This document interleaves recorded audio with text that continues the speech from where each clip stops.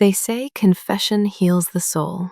But what happens when the words whispered in that sacred darkness don't seek forgiveness, but demand destruction? What if the truth you're sworn to protect becomes the very weapon that shatters everything you believe in? Father Benedict Ashford had heard confessions for 23 years. 23 years of human secrets, sins both trivial and terrible, all buried beneath the seal of the confessional. He had listened to murderers, adulterers, thieves. He had heard the confession of a man who poisoned his business partner and another who abandoned his children in another country.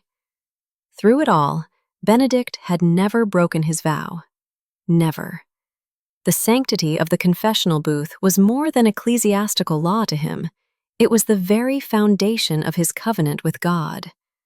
But that was before September 17th, before the rain, before Silas Crane crawled into St. Catherine's Cathedral with a bullet in his gut and blood painting a trail across the marble floor like some macabre breadcrumb path leading straight to damnation.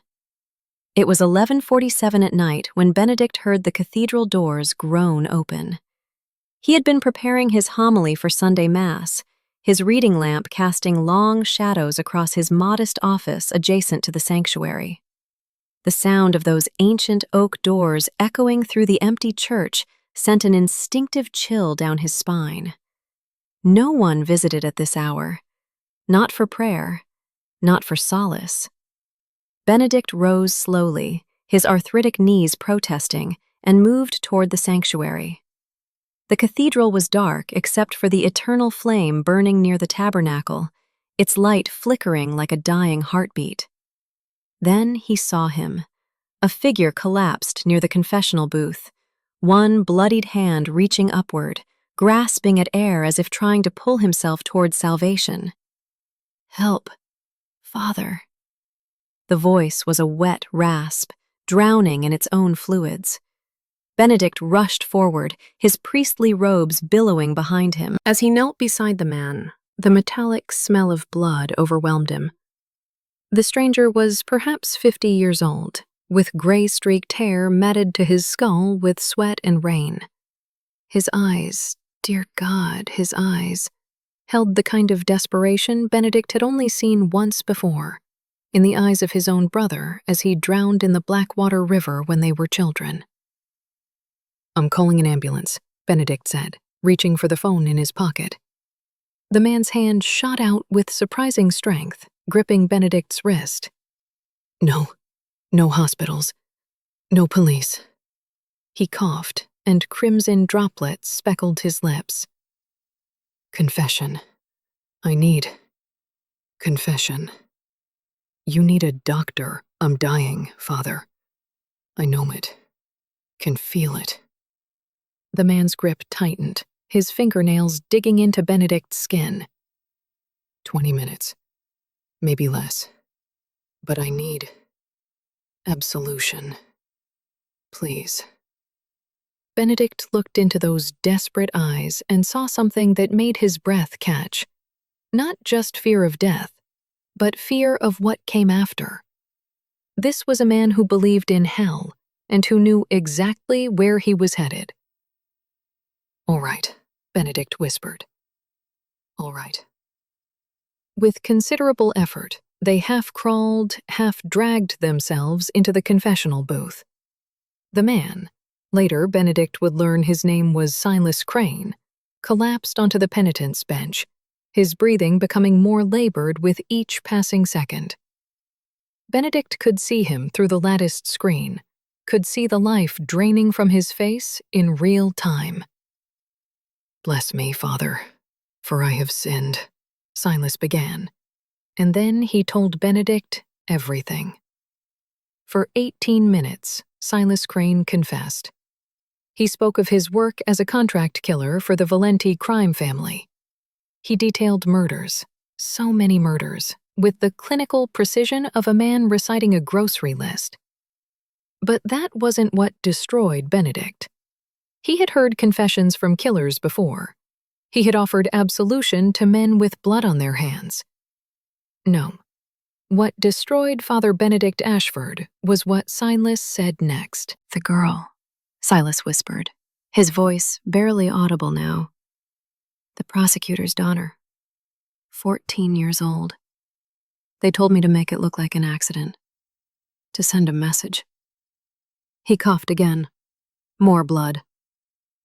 I took her. Held her in that warehouse on Brennan Street for 3 days. And when they gave the order, His voice broke. She begged me. Called me sir. Asked if her daddy was coming to get her. Benedict's hands were shaking. He knew this case. Everyone in the city knew this case. Lily Harrington. 7 years ago, she had vanished on her way home from school. Her father, District Attorney Cameron Harrington, had been building a case against the Valenti family. After Lily disappeared, the case crumbled. Harrington resigned. Last Benedict heard, the man was a hollow shell, drinking himself to death in his sister's basement. They never found Lily's body. She was just gone. The case remained open, a wound that never healed in the heart of the city. Where? Benedict heard himself ask, his voice foreign to his own ears. Where is she? Under the warehouse, Silas gasped. Under the concrete in the basement. Section marked with red spray paint. She deserves to be found. To go home. He was crying now, tears mixing with the blood on his face. I'm sorry. God forgive me. I'm so sorry. Silas Crane died 4 minutes later. His last breath a wet rattle that seemed to echo through the cathedral like an accusation. Benedict sat in the confessional for an hour after that, staring at the dead man through the latticed screen. The eternal flame flickered in the distance. The rain hammered against the stained glass windows. And Father Benedict Ashford, who had never broken a vow in his life, understood with crystalline clarity that he was about to break the most sacred one of all. Because Lily Harrington deserved to go home. And her father deserved to know. And Benedict, God help him, knew exactly where she was. The seal of confession was absolute. Canon law was explicit. What was said in the confessional died in the confessional. To break this seal was to betray everything, to be excommunicated, to sever his relationship with God and the church he had served his entire adult life. But how could he let a father die not knowing where his daughter lay? How could he allow Lily to remain buried under concrete, nameless and forgotten, when he alone held the power to bring her home? As dawn broke over St. Catherine's Cathedral, Father Benedict Ashford made a choice that would cost him everything. He picked up the phone and called Detective Julia Ortega, the lead investigator on the Harrington case. And with that single phone call, his faith began to die. Where are you watching this from? If this story has grabbed you, if you need to know what happens next, do us a favor. Subscribe to this channel and share it with someone who appreciates stories that don't let go. Drop your location in the comments. Let's see how far this story travels. Because trust me, what comes next will haunt you. The warehouse on Brennan Street sat like a rotting tooth in the industrial quarter of the city, surrounded by abandoned lots and rusted chain-link fences. Detective Julia Ortega stood in the pre-dawn darkness, watching the forensic team set up their ground-penetrating radar equipment, and wondered why Father Benedict Ashford had sounded so broken on the phone. She had known Benedict for 15 years, ever since he had provided grief counseling after her partner was killed in the line of duty. He was a good man, steady, principled, the kind of priest who actually seemed to believe what he preached. But when he called her at 5:30 that morning, his voice had been hollow, scraped raw by something she couldn't identify. "There's a body," he had said. "Lily Harrington. She's in the basement of the warehouse on Brennan Street, under the concrete, section marked with red spray paint." "How do you know this?" Silence. Then, "I just know. Benedict, I need more than that. You need to trust me, Julia. Please. Just trust me." And because she did trust him, because he had never given her reason not to, she had mobilized a team. Now she watched as they broke through the warehouse doors, equipment in hand, ready to excavate a basement floor based on nothing more than a priest's mysterious phone call. 4 hours later, they found her. Lily Harrington had been wrapped in a tarpaulin and buried 18 inches beneath the concrete. The forensic team worked with reverent care, brushing away dirt and debris as if handling something infinitely precious. Which, Julia supposed, they were. This wasn't just evidence. This was a child. This was a father's lost daughter, finally coming home. When Julia called Cameron Harrington, the man wept so hard he couldn't speak. She could hear him collapsing, could hear his sister rushing to catch him, could hear 7 years of agonized wondering finally finding an answer. But Julia's job wasn't done, because finding Lily was just the beginning. Now she needed to know how Father Benedict Ashford had known exactly where to look. Benedict was in his office when Julia arrived at St. Catherine's that afternoon. He looked as if he had aged a decade overnight. His eyes were bloodshot, his face gaunt, and his hands trembled as he poured tea he didn't drink. "They found her," Julia said. Not a question, but a statement. "Yes. Cameron Harrington is arranging a funeral. Thanks to you, his daughter gets to come home. Thanks to you, he gets closure." She paused. "Now tell me how you knew." Benedict looked at her with eyes that seemed to carry the weight of centuries. "I can't." "Can't or won't?" "Both." Julia leaned forward, her detective's instincts firing. "Benedict, I need to understand. Did someone tell you? Are you protecting someone? Because if you are, if there's a witness or an informant who needs protection, there's no one to protect anymore. Then how—" "I can't tell you, Julia. I'm sorry. I wish I could, but I can't." She studied him for a long moment. The confessional seal. He flinched as if she had struck him.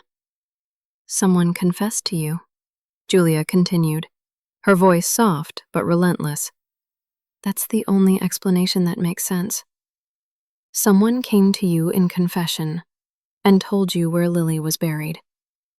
"I can neither confirm nor deny." "But you told me anyway. You broke the seal." Julia sat back, understanding dawning. "Oh, Benedict, what have you done?" "What I had to do," he said quietly. "What I believed was right." "The church won't see it that way." "I know." "You'll be excommunicated."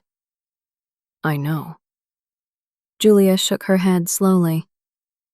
"After everything I've seen in this job, all the horrors, all the cruelty, you're telling me that saving a child, giving a father peace, is somehow a sin?" "According to canon law, yes." Benedict's laugh was bitter. "The seal of confession is absolute, Julia. No exceptions. Not for murder, not for abuse, not for anything. Once something is said in that booth, it's between the penitent and God. The priest is merely a vessel. To break that seal is to break the fundamental trust upon which the entire sacrament is built." "That's insane." "That's faith," Benedict corrected. "Or at least, it was my faith." Now, he gestured vaguely, as if trying to capture something that had slipped through his fingers. Now I don't know what I believe anymore. Julia wanted to argue, wanted to tell him he had done the right thing, that any god worth worshipping would understand.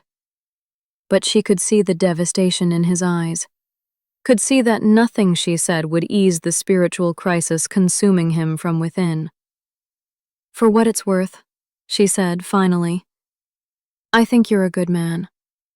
I think what you did took courage. Or cowardice, Benedict replied. I'm not sure which. After Julia left, Benedict sat alone in his office as afternoon faded to evening. He had expected to feel relief, or righteousness, or at least the comfort of having done the right thing. Instead, he felt nothing but a vast, echoing emptiness where his faith used to be. All his life, he had believed in the structure of the church, in the wisdom of canon law, in the sanctity of sacred vows. These weren't arbitrary rules. They were the framework that connected him to 2,000 years of tradition, to a communion of saints and believers stretching back to Peter himself. And he had broken it. For good reasons, perhaps. For compelling reasons, certainly. But broken it nonetheless. That night, as Benedict knelt in the empty cathedral to pray, the words wouldn't come. For the first time in his life, he knelt before the altar and felt nothing. No presence, no comfort, no divine reassurance. Just silence, vast and terrible, pressing down on him like a physical weight. He had always believed that God heard prayers. But now, having betrayed the sacred seal, having placed his own judgment above the wisdom of the church, had he severed that connection? Was he now truly alone, cast out from the presence he had felt guiding him since childhood? The eternal flame flickered near the tabernacle, its light suddenly seeming mocking rather than comforting. Father Benedict Ashford had saved a soul by finding Lily Harrington. But in doing so, he had begun to lose his own. And the worst part, the absolutely worst part, was that he still didn't know if he had made the right choice. The news broke like a storm 3 days after they found Lily Harrington. Julia had tried to keep Benedict's involvement quiet, but in the age of information leaks and social media, secrets had the lifespan of morning mist. By Thursday afternoon, every news outlet in the city was running the story. Priest breaks confessional seal to solve 7-year-old murder case. The public reaction was swift and divided. Half called Benedict a hero, a man of conscience who had placed justice above arcane religious rules. The other half called him a traitor to his faith, a priest who had violated the most sacred trust in Catholicism.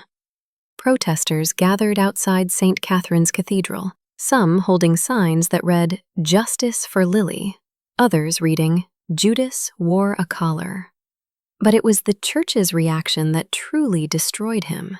Benedict stood in Bishop Matthias Voss's office, the same office where he had been ordained 23 years ago. The bishop sat behind an ornate mahogany desk, his hands folded, his face carved from granite. Between them lay a copy of the Code of Canon Law, opened to Canon 1388. A confessor who directly violates the sacramental seal incurs a late sententiae excommunication reserved to the Apostolic See. "Did you do it?" Bishop Voss asked, his voice carefully neutral. "Did you violate the seal of confession?" Benedict wanted to lie. God help him, he wanted to lie so badly. But he had already broken one vow. He couldn't break another. Yes. The word fell between them like a stone into a well, echoing in the silence that followed. Bishop Voss closed his eyes briefly, as if in pain. "Then you leave me no choice, Benedict. The penalty is automatic. You are excommunicated late sententiae, by the very act itself. You are removed from ministry, forbidden from celebrating the sacraments, and severed from communion with the Church." "I understand." "Do you?" The bishop's composure cracked, revealing genuine anguish beneath. Do you understand what you've done? Not just to yourself, but to every Catholic who has ever sought the sacrament of confession. You've told them that their secrets aren't safe, that a priest's vow means nothing when weighed against his personal judgment of right and wrong. A child was buried under concrete, Benedict said quietly. Her father was dying inside, not knowing where she was. It doesn't matter. Bishop Voss stood abruptly, his chair scraping against the floor. Don't you see? The moment we make exceptions, the moment we say, the seal applies except when, the entire sacrament collapses. Who decides which confessions are too heinous to keep secret? You? Me? Where do we draw the line? I drew it at a murdered child. And the next priest will draw it somewhere else. And the next. And soon there is no line at all. No trust. No sanctity. Just priests acting as agents of the state, turning the confessional into an interrogation room. Bishop Voss sat back down, suddenly looking very old. I know your heart was in the right place, Benedict. But you've damaged something precious and irreplaceable. Benedict felt something inside him break a little more. So that's it? 23 years of service, and I'm just discarded? You discarded yourself, the bishop said, not unkindly. The moment you broke the seal, the penalty was automatic. I have no discretion in this matter. Only the Apostolic See can lift this excommunication, and they won't. Not for this. Never for this. Benedict nodded slowly. He had known this was coming, had accepted it as the price of his decision. But knowing and experiencing were vastly different things. To be severed from the church that had defined his entire adult life, to be cast out from the communion of believers he had served so faithfully. It was like having his identity surgically removed. What happens now? He asked. You'll vacate the Cathedral residence by the end of the week. Your clerical faculties are revoked. You may not present yourself as a priest or perform any sacramental functions. You are to live as a layman. Bishop Voss paused. I'm sorry, Benedict. Truly. But you made your choice. As Benedict walked out of the bishop's office, he felt the weight of that choice settling onto his shoulders like a physical burden. He had saved Lily Harrington. He had given Cameron Harrington peace. He had brought a killer's confession to light. And he had lost everything. That evening, Benedict stood in his small room in the cathedral residence, packing the few belongings he had accumulated over 2 decades.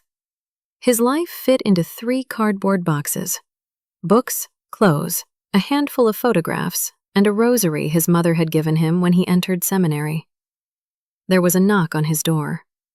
When he opened it, he found Deacon Roland Thorne, one of the younger clergy at St. Catherine's, standing in the hallway. Benedict. Roland corrected himself awkwardly. I wanted to say goodbye, and to tell you that I think what you did was brave. The bishop would disagree with you. The bishop has to enforce canon law, but that doesn't mean everyone agrees with it. Roland stepped into the room, lowering his voice. There are others, you know. Other priests who have struggled with the seal, who have heard confessions that tormented them. But they kept the seal. They kept their vows. You kept your conscience. Roland smiled sadly. I don't know which is right. Maybe there is no right answer. Maybe that's the terrible truth no one wants to admit, that sometimes every choice is wrong. After Roland left, Benedict sat on his bed and stared at the crucifix hanging on the wall. Christ, suffering on the cross, had faced an impossible choice too. Remain silent and let humanity stay lost? Or speak the truth and face execution? Christ had chosen truth, and it had killed him. Was that what Benedict had done? Chosen a kind of truth that required his own destruction? Or had he simply been too weak to carry the burden of Silas Crane's confession? Had he broken the seal not out of courage, but out of his own inability to bear the weight of knowing where Lily Harrington lay? These questions churned through his mind as night fell over St. Catherine's Cathedral. In 3 days, he would leave this place that had been his home, his sanctuary, his entire world. He would step out into a life he didn't know how to live, without the structure and identity that had defined him since he was 25 years old. But worst of all was the silence. The terrible, absolute silence where God's presence used to be. Benedict had spent his entire life feeling guided, feeling accompanied by something larger than himself. Now that presence was gone, leaving only echoing emptiness. He knelt beside his bed that night and tried to pray, tried to find some remnant of the faith that had once burned so brightly in his heart. But the words died on his lips, hollow and meaningless. He was speaking into a void, and the void was speaking back with a silence more damning than any accusation. Father Benedict Ashford, no, just Benedict Ashford now, had broken his vow to save a child. And in doing so, he had destroyed the faith that had been the foundation of his entire existence. The question that would haunt him through all the days to come was simple. Had it been worth it? He didn't know. God help him. He didn't know. Cameron Harrington's apartment smelled of whiskey and unwashed laundry, the curtains drawn against the afternoon sun like a barricade against the world itself. Benedict stood in the doorway, his civilian clothes still feeling foreign on his body, and wondered if this was a mistake. Julia had given him the address, though she had warned him that Harrington wasn't in good shape, despite, or perhaps because of, finally having answers about his daughter. "Mr. Harrington?" Benedict called into the darkness. "My name is Benedict Ashford. I was the one who told Detective Ortega where to find Lily." Silence. Then, "Come in. Door's unlocked." Benedict found Harrington sitting in a recliner surrounded by empty bottles and old newspapers. The man looked nothing like the confident district attorney whose photo Benedict remembered from 7 years ago. That man had been clean-shaven, sharp-eyed, vigorous. This man was a ghost wearing human skin, hollowed out by grief and alcohol. "You're the priest," Harrington said, his voice rough from disuse. "The one who broke his vow." "I'm not a priest anymore." "No, I suppose you're not." Harrington gestured vaguely at a chair. "Sit. Tell me how you knew where my daughter was buried." Benedict sat, choosing his words carefully. "I can't tell you the specifics, but I came because I wanted you to know that Lily, at the end, she was thought of. Someone carried the weight of what happened to her, and that weight demanded confession." "Confession?" Harrington laughed bitterly. "You think I care about the theological implications of your confessional seal? You think I give a damn about canon law and sacred vows?" He leaned forward, his eyes suddenly blazing with an intensity that cut through the fog of alcohol. "You found my daughter. After 7 years of not knowing, of imagining every possible horror, of wondering if she was still alive somewhere calling for me. You found her. You brought her home." "I'm sorry it took so long." "Don't be sorry. Be proud." Harrington's voice cracked. "The church threw you away for doing the right thing. The bishop, the Vatican, all those pious men in their ceremonial robes. They excommunicated you for giving me peace, for letting me bury my daughter properly, with a headstone and prayers and dignity. He wiped his eyes roughly. You're a better priest excommunicated than they are with their perfect vows intact. Benedict felt something twist in his chest. He had expected anger, perhaps, or gratitude, but Harrington's fierce defense of his decision was somehow more painful than condemnation would have been. I don't feel like a better anything, Benedict admitted. I feel like a man who broke his word, who betrayed a sacred trust. To save a child. To ease my own conscience, Benedict corrected. I couldn't live with knowing where she was and not telling you. Maybe that makes me weak, not righteous.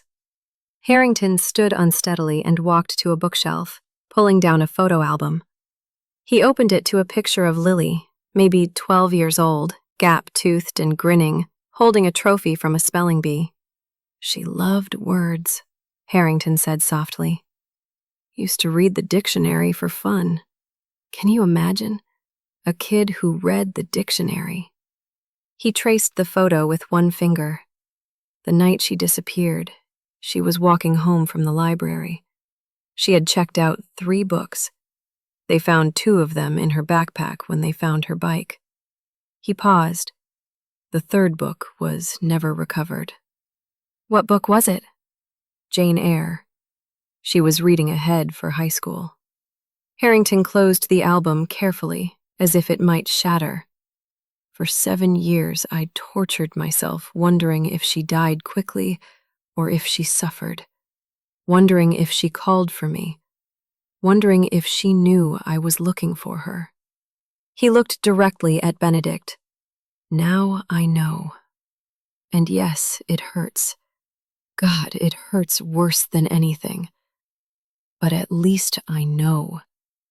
At least I could bury her properly, could stand at her grave and tell her I never stopped looking. I'm glad I could give you that.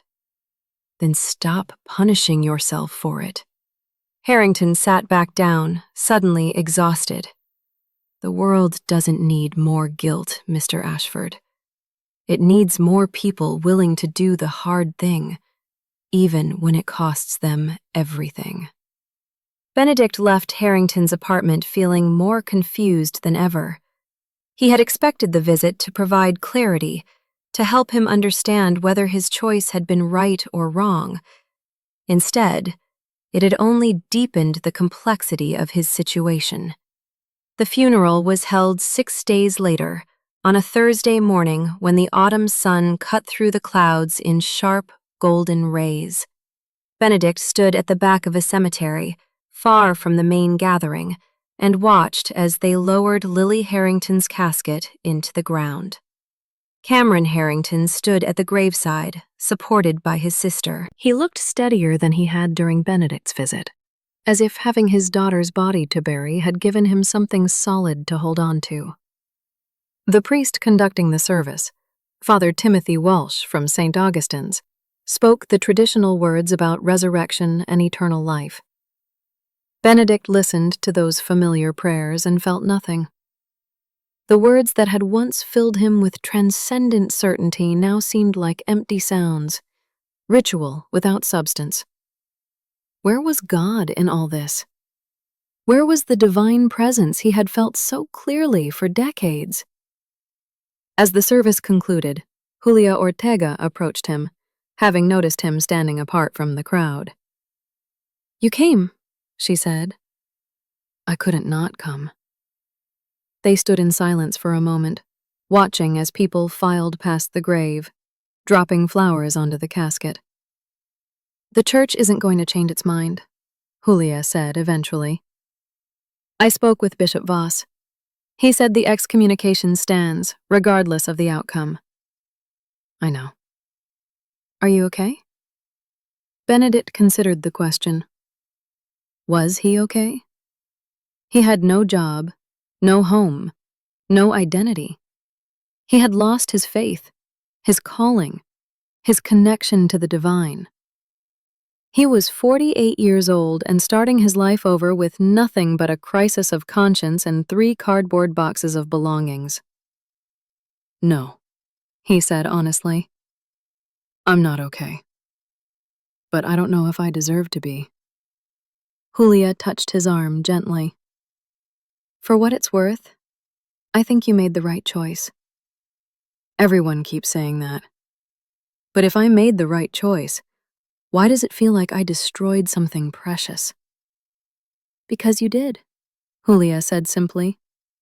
But sometimes destruction is necessary to prevent worse destruction. You destroyed the confessional seal to prevent a father from being destroyed by not knowing. You sacrificed the abstract principle for the concrete person. The church would say the principle matters more. The church isn't standing at a grave, watching a father finally able to mourn his daughter. After Julia left, Benedict remained in the cemetery long after everyone else had departed. He walked among the headstones, reading names and dates, thinking about all the lives reduced to 2 numbers separated by a dash. What mattered in that dash? What made a life meaningful? He had spent 23 years believing he knew the answer: faith, service, adherence to sacred vows. But now those certainties had crumbled, leaving him adrift in questions he didn't know how to answer. As evening fell, Benedict finally left the cemetery. He had nowhere in particular to go. He had taken a room in a boarding house on the south side of the city, a small space with a shared bathroom and thin walls. It was nothing like the quiet dignity of his cathedral residence, but it was what he could afford. That night, lying in his narrow bed, Benedict tried once more to pray. He whispered the words he had said thousands of times before: "Our Father, who art in heaven." But the words dissolved into silence, unanswered and unheard. If God was there, he was not speaking. And Benedict was beginning to wonder if he ever had been. Think about it. If you had the power to save someone by breaking an unbreakable promise, would you do it? What price would you be willing to pay for peace? Drop your thoughts in the comments. I'm genuinely curious what you would choose.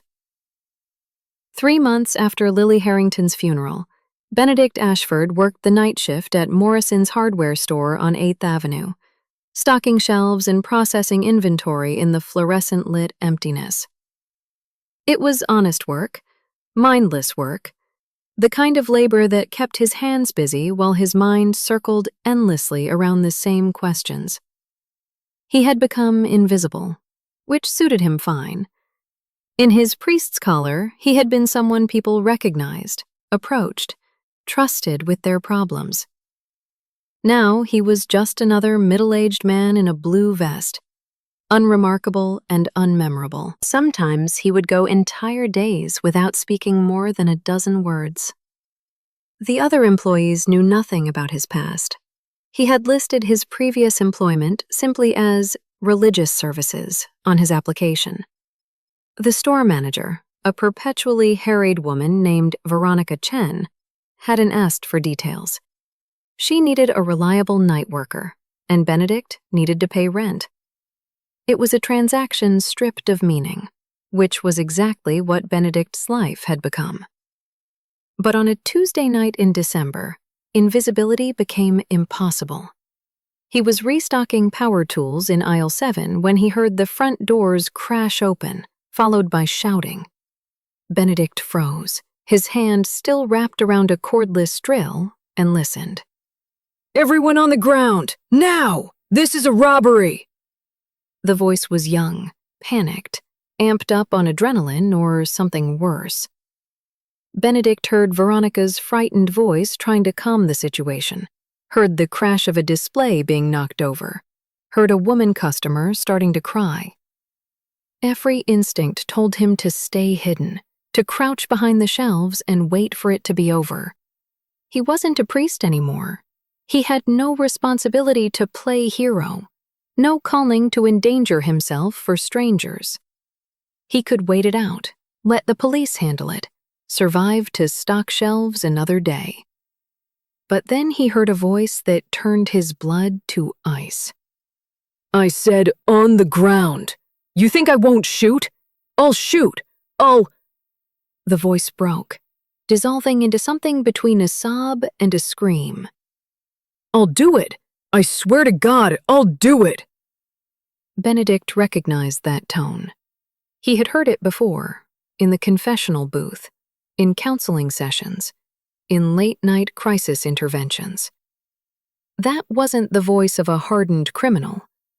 That was the voice of someone desperate, trapped, and terrified of themselves. Moving before conscious thought could stop him, Benedict walked to the end of the aisle and turned toward the front of the store. The robber was maybe 19 years old, Skinny as a fence post, holding a revolver that looked too large for his trembling hands. His eyes were wild, darting between the 4 customers and 2 employees lying face down on the floor. Veronica was behind the counter, her hands raised, her face pale with fear. "Hey," Benedict said quietly, walking slowly forward with his hands visible. "Nobody needs to get hurt here." The gun swung toward him. I said on the ground. "I know. I heard you." Benedict kept walking, kept his voice calm and level. "But I'm not going to do that. Instead, I'm going to come over there, and we're going to talk." I'll shoot you. Maybe. But I don't think you want to. Benedict was 15 feet away now, close enough to see that the kid was sweating despite the winter cold, close enough to see the track marks on his forearms, close enough to see the absolute terror in his eyes. "What's your name?" That's none of your... "My name is Benedict. And I'm guessing you didn't wake up this morning planning to rob a hardware store at gunpoint. Am I right?" The gun wavered slightly. The kid's face crumpled, tears starting to leak from his eyes. "I just need money. I just need enough to score," Benedict finished. "I know. I've seen it before." He took another slow step forward. "How long have you been using?" 6 months? Maybe 8? I can't stop. I've tried, but I can't." The kid's voice was breaking, his hands shaking so badly that the gun was describing small circles in the air. "I believe you," Benedict said gently. He was 10 feet away now, close enough to be dangerous. "What's your name?" Caleb Whitmore." "Caleb. That's a good name. Biblical name. Do you know what it means?" "I don't." "It means devotion to God. Isn't that interesting? Your parents gave you that name, probably hoping you'd grow up to be devoted to something good. And here you are, devoted to something that's killing you instead." Caleb was openly crying now. "I don't want to be this." I don't want to be a junkie robbing stores, but I can't stop. Every morning I wake up and tell myself, today's the day I get clean. And every morning I fail. "I know something about failing," Benedict said. He was 5 feet away now, close enough that if Caleb pulled the trigger there would be no missing. "I know what it's like to make choices that destroy everything you thought you were." "Then you know there's no way out." "I know it feels that way," Benedict said. "But there's always a way out. Always. Even when you can't see it." He took one more step forward, and now he was close enough to reach out and touch the gun. Slowly, gently, he placed his hand on the barrel and guided it downward. Caleb offered no resistance. He just stood there, sobbing, as Benedict carefully took the weapon from his hands. It's going to be okay, Benedict said, and Caleb collapsed against him, shaking with the force of his crying. The police arrived 7 minutes later.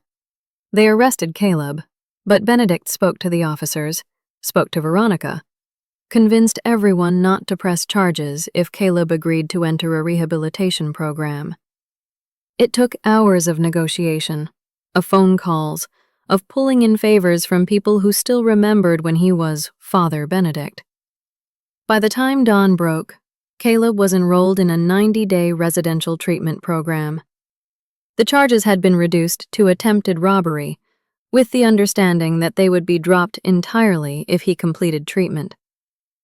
Benedict sat on the curb outside Morrison's Hardware as the sun rose, exhausted and wired simultaneously, and felt something he hadn't felt in months. Purpose. "You could have been killed," Julia said the next day when she visited his boarding house room. She had heard about the incident through police channels and had come to check on him. "That kid had a loaded gun, Benedict. He could have shot you." "He wasn't going to shoot anyone. He was terrified." "You didn't know that. You took an insane risk." Benedict shrugged. What was I risking? A life stocking shelves? An existence without meaning or purpose? Julia sat down on his bed, the only place to sit in the tiny room, and studied him carefully. "You sound different." "Do I?" "Less broken. Less lost." Benedict considered this. Maybe because for the first time since I left St. Catherine's, I did something that mattered. I helped someone who needed help. Not because canon law required it, not because my vows demanded it, but because it was right. "You mean like when you broke the seal to help Lily Harrington?" "Yes, exactly like that." Benedict sat on the floor, leaning against the wall. I've spent 3 months questioning whether I made the right choice, whether I destroyed something sacred for selfish reasons. But last night, when I saw Caleb with that gun, I didn't think about vows or canon law or religious obligations. I just thought about a kid who needed help. And I helped him. "And how did that make you feel?" Benedict smiled for the first time in what felt like years. "Like maybe I'm not as lost as I thought." Julia returned his smile. "For what it's worth, I think you would have been a good priest if the church had let you stay." Maybe. Or maybe I needed to lose the collar to find out who I actually am. Benedict looked around his small room, the single bed, the hot plate, the stack of library books that had replaced his theological texts. I spent 23 years believing that my identity came from the church, from my vows, from my ordination. But maybe identity isn't something given to you by an institution. Maybe it's something you build through the choices you make. And what have your choices been building? Benedict thought about Lily Harrington, coming home to her father after 7 years. He thought about Cameron Harrington, finally able to grieve. He thought about Caleb Whitmore, given a chance at recovery instead of a prison sentence. "Something better than I had before," he said finally. "Something that's actually mine." Spring came to the city like a promise half-kept, the trees along Cathedral Avenue budding with cautious optimism. Benedict stood outside St. Catherine's for the first time in 6 months, his hands in his pockets, staring up at the Gothic spires that had once defined his world. He had been invited here, not by the church, never by the church, but by Cameron Harrington. "I wanted to show you something," Harrington had said over the phone. "Meet me at St. Catherine's, Tuesday afternoon." Now Benedict waited on the stone steps, watching people come and go, some for prayer, some for tourism, some for reasons known only to themselves. He no longer had the right to enter through the clergy entrance, no longer had keys to the sacristy. He was just another visitor now, distinguished from the others only by the history he carried. Harrington arrived 10 minutes later, looking transformed from the broken man Benedict had visited in that dark apartment. He was clean-shaven, his eyes clear, his posture straight. Grief still marked his face, but it was the grief of someone learning to carry the weight rather than be crushed by it. "Thank you for coming," Harrington said, shaking Benedict's hand. "Come inside. There's something I need you to see." They entered the cathedral together, and Benedict felt his breath catch. He had expected the familiar space to trigger pain, nostalgia, regret. Instead, he felt an unexpected peace, as if the cathedral itself was welcoming him home despite his excommunication. Harrington led him to the south transept, where a new stained-glass window had been installed. It depicted a young girl reading a book, surrounded by words that seemed to float like butterflies around her head. At the bottom, a bronze plaque read, "In memory of Lily Harrington. For where your treasure is, there your heart will be also." "I commissioned it," Harrington explained. "The diocese tried to refuse, but I made a substantial donation to the cathedral's restoration fund. Enough that they couldn't really say no." He smiled slightly. "Money talks, even to bishops." Benedict stared at the window, at the light filtering through colored glass, casting rainbow patterns on the floor. "It's beautiful." She loved to read. I wanted her remembered that way, surrounded by stories, by words, by the things that made her happy. Harrington paused.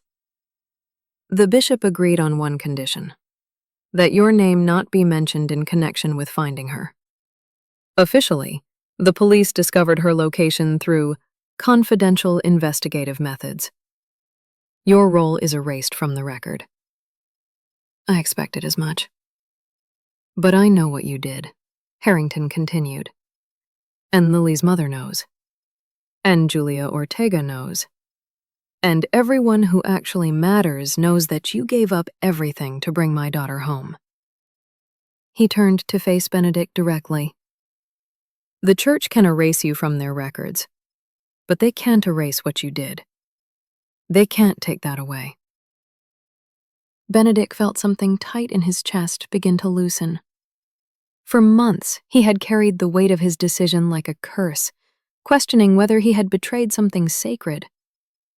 But standing here, looking at this memorial to a child who had been lost and was found, he finally understood something crucial.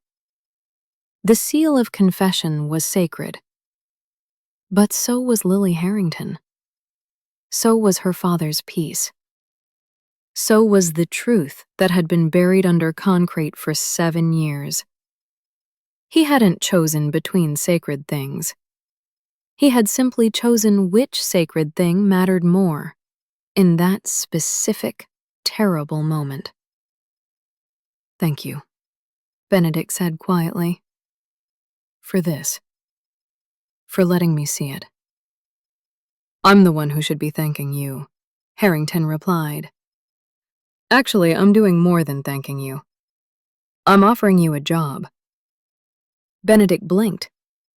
"What?" "I've started a foundation. The Lily Harrington Foundation for Missing Children. We provide resources for families, fund investigations, offer counseling services." Harrington handed him a business card. "I need a director of family services, someone who understands grief, who knows how to talk to people in crisis, who has the courage to do the right thing even when it costs them everything." He paused. "I can't think of anyone more qualified than you." Benedict stared at the card, feeling the weight of possibility in his hands. A purpose, a calling, a way to use everything he had learned in 23 years of ministry without the collar, without the vows, without the institutional blessing. "I'm not a priest anymore," he said, testing the words. "No, you're something better. You're someone who proved that compassion matters more than rules. That's exactly who I need." 6 months later, Benedict sat in his new office at the Lily Harrington Foundation, reviewing case files of missing children. He had helped reunite 4 families since taking the position, using the pastoral skills he had developed over 2 decades, combined with the freedom to act unbound by institutional constraints. He no longer wore black. He no longer heard confessions. He no longer celebrated Mass or administered sacraments. By the Church's definition, he was excommunicated, severed from communion, cast out from the body of Christ. But he had never felt more aligned with the values that had drawn him to priesthood in the first place: compassion, service, the belief that every soul mattered. One afternoon, Julia stopped by with coffee and case updates. As they reviewed files, she asked the question that had been hovering, unspoken between them for months. "Do you ever regret it? Breaking the seal?" Benedict set down his coffee and considered carefully. "I regret the pain it caused. I regret losing my faith. I regret the confusion and the crisis and the months of feeling completely lost." He paused. "But I don't regret bringing Lily home. I don't regret giving Cameron peace. And I don't regret building a life that's based on choices I made rather than vows I inherited."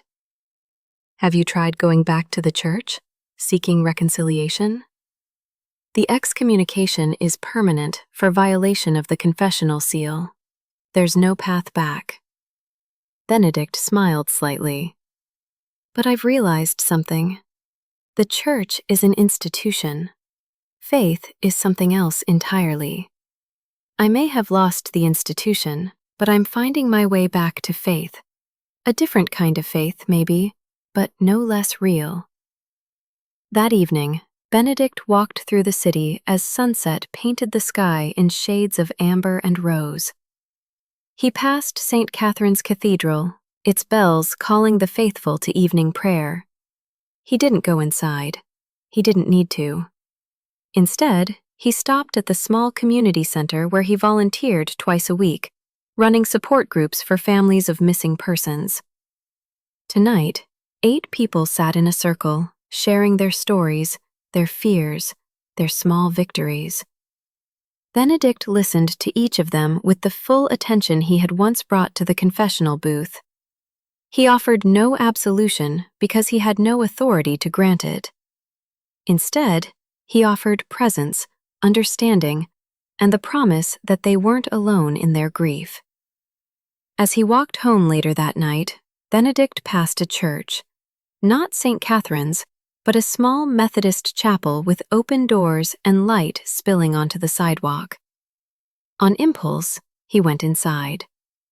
The chapel was simple, unadorned, nothing like the Gothic grandeur of the cathedral. But as Benedict sat in a back pew, he felt something he hadn't felt in nearly a year: the sense of presence he had always associated with God. It wasn't the dramatic, mystical presence he had felt during his ordination. It was quieter, subtler, more uncertain. But it was real.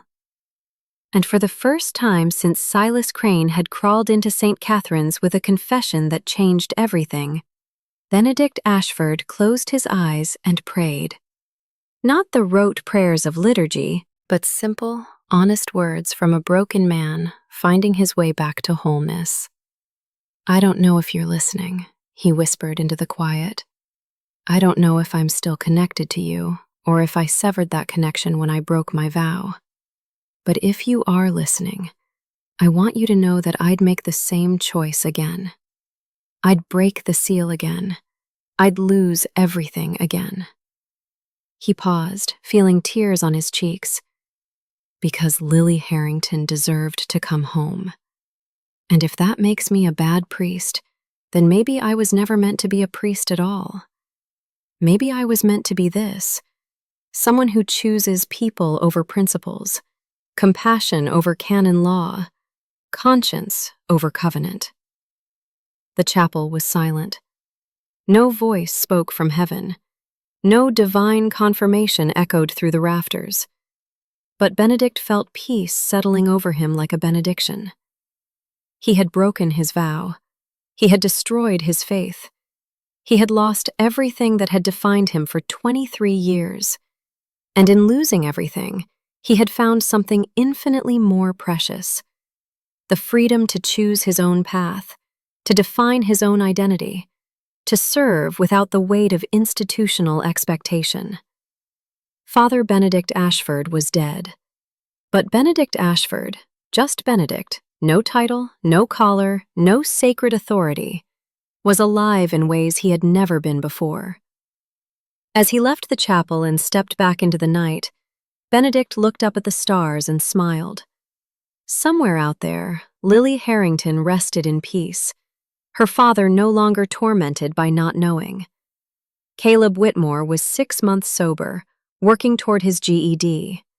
4 families had been reunited with missing children because Benedict had been there to guide them through the darkness. The church said he was excommunicated, severed from communion, cast out from grace. But Benedict knew differently. He had never been more connected to the divine than he was right now, walking through the city streets with purpose in his step and peace in his heart. The seal was broken. The vow was shattered. The faith was transformed. And Benedict Ashford was finally, truly free. 1 year later, Benedict received an unexpected letter. Inside was a single page, handwritten in shaky script. Dear Benedict, my name is Caleb Whitmore. You probably don't remember me. I was the junkie who tried to rob the hardware store where you worked. You talked me down, got me into rehab, probably saved my life. I'm writing to tell you I'm 1 year sober today. I have a job, an apartment, and I'm going to community college. None of this would have happened if you hadn't seen me as a person worth saving, instead of just a criminal. I heard about what you did before, how you were a priest and gave it all up to help people. I don't know much about religion, but I know what you did for me was something sacred, even if the church doesn't recognize it. Thank you for seeing me. Thank you for believing I could be more than my worst moment. Yours in gratitude, Caleb.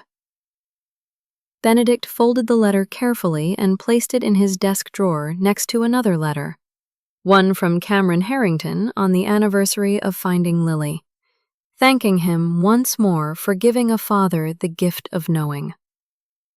These letters, Benedict thought, were his true ordination, not from a bishop's hands, but from the people he had served. Not granted by institutional authority, but earned through choices that cost him everything and gave him more than he ever imagined. He was no longer Father Benedict Ashford, but he was exactly who he was meant to be.